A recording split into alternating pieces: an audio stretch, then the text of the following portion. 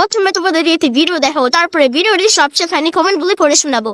হবু দেওরকে দিলাম আজ বার্থডে সারপ্রাইজ, তাও আবার ওর বাড়িতে, মানে হৃদয়ের বাড়িতে। সো কি কি হলো আজকে সবটাই শেয়ার করব। তো চলো তার আগে ঝটপট রেডি হয়ে যাওয়া যাক বার্থডে বয়ের বাড়িতে। ব্যাপারটা হচ্ছে, যারা আমার ভিডিও আগে থেকে ফলো করো তারা হয়তো সিক্রেটটা জানবে যে আজকের এই ভিডিওটা কতদিন আগে, মানে মে মাসের 26 তারিখে ছিল হৃদয়ের ভাইয়ের জন্মদিন। কিছু সমস্যার কারণে ভিডিওগুলো পোস্ট করতে করতে এতটাই লেট হয়ে গেল। আর আমরা আগে থেকে সমস্ত কিছু কেনাকাটা করে রেখেছি, আর ভেবেছিলাম চুপি চুপি হৃদয়ের বাড়িতে যাবো আর গিয়ে ভালো করে ডেকোরেশন করবো, তারপর বার্থডে বয় মানে ভাইকে এনে সারপ্রাইজ দেবো। সো এমনটা প্ল্যান করেই আমরা হৃদয়ের বাড়িতে পৌঁছে যাই। আর কাকিমাকে আমি আগে থেকেই বলে রেখেছিলাম যে ছোট্ট করে সেলিব্রেশন করবো, তুমি চাইলে কিছু বাচ্চাদেরকে নিমন্ত্রণ করতে পারো। তোমরা তো সবাই জানো যে অনুষ্ঠান করতে আমি কত ভালোবাসি, আর সেগুলো আবার যদি হয় আমার প্রিয় মানুষদের স্পেশাল দিন, তাহলে তো আর কোনো কথাই নেই, সেলিব্রেশন তো আমায় করতেই হবে। কিন্তু এখানে ঘটে গেছিল একটা কাণ্ড। বার্থডে বয় নিজেই চলে এসেছে আমাদের সাহায্য করতে, যেহেতু আমি ওকে বলেছিলাম যে ওই দিনকে বাড়িতে থেকো, কোথাও যেও না। তো সেই মতন ও বাড়িতেই ছিল। যখনই ও দেখেছে যে আমি এসে কাজবাজ করছি, ডেকোরেশনের সমস্ত জিনিসপত্র রেডি করছি, আর তখনই ও চলে এসেছে আমাদের এই ঘরে আর বলছে আমি তোমাদের একটু হালকা করে হেল্প করে দিই। মানে বুঝতেই পারছো, বার্থডে বয়কে দিয়েও আমরা কাজ করিয়ে নিয়েছি। মানে ওই কয়েকটা বেলুন ফুলিয়ে দিয়েছিল এই আর কি। অবশ্য আমি ভাইকে অনেকবারই বলেছিলাম যে এখান থেকে যাও, আমরা যেটুকু পারি একটু ডেকোরেশনটা করে নিই, তারপরে তুমি আসবে। মানে সারপ্রাইজ দেওয়ার ইচ্ছা ছিল ভাই আমার, এটা বুঝাবো কেন ভাই আমি। কিন্তু তেমনটা হয়নি, ওর সামনে বসে কিন্তু ডেকোরেশনটা আমরা করেছিলাম, সেটা বড় কথা না। ব্যাপারটা হচ্ছে আজকেও খুবই খুশি ছিল। ও আমায় বলছিল যে বড় হয়ে যাওয়ার পর এরকম টাইপের বার্থডে সেলিব্রেশন ওর হয়নি। আর আমি তো আলাদাই খুশি হয়ে যাই ভাই এই কথাটা শুনে। মানে এই যে এত স্ট্রাগল করেছিলাম, এত কিছু প্রপারলি কেনাকাটা করেছিলাম, কার জন্য? বার্থডে বয়ের জন্যই তো, যাতে ও খুশি হয়। এন্ড হ্যাঁ, ওকে খুশি দেখে আমরা সবাই খুশি হয়ে গেছি। হ্যাঁ, খুব একটা ভালো ডেকোরেশন করতে না পারলেও আমি নিজের হাতে ইচ্ছা মতন এই ছোট্ট খাটো ডেকোরেশনটা করেছি। এবার তোমাদের কেমন লাগছে অবশ্যই কিন্তু জানি। আর এই ডেকোরেশনটা আমি করেছিলাম হৃদয়ের ঘরে, কারণ ওই যে বললাম যে আমি চেয়েছিলাম একটা সারপ্রাইজ দেবো, বাট সেটা তো হয়নি। কিন্তু সারপ্রাইজের থেকেও বড় যে ও খুশি হয়েছে, এটা আমার কাছে অনেক বড় ব্যাপার। এন্ড বাড়ির সবারই ডেকোরেশনটা অনেক পছন্দ হয়েছে। আর যেহেতু কাকিমা কিছু বাচ্চাদেরকে নিমন্ত্রণ করেছিল, তো সবাই চলে এসেছিল সেলিব্রেশনের জন্য। আর তোমরা বিশ্বাসও করবে না, এই যে ডেকোরেশনটা আমি করেছি নিজের হাতে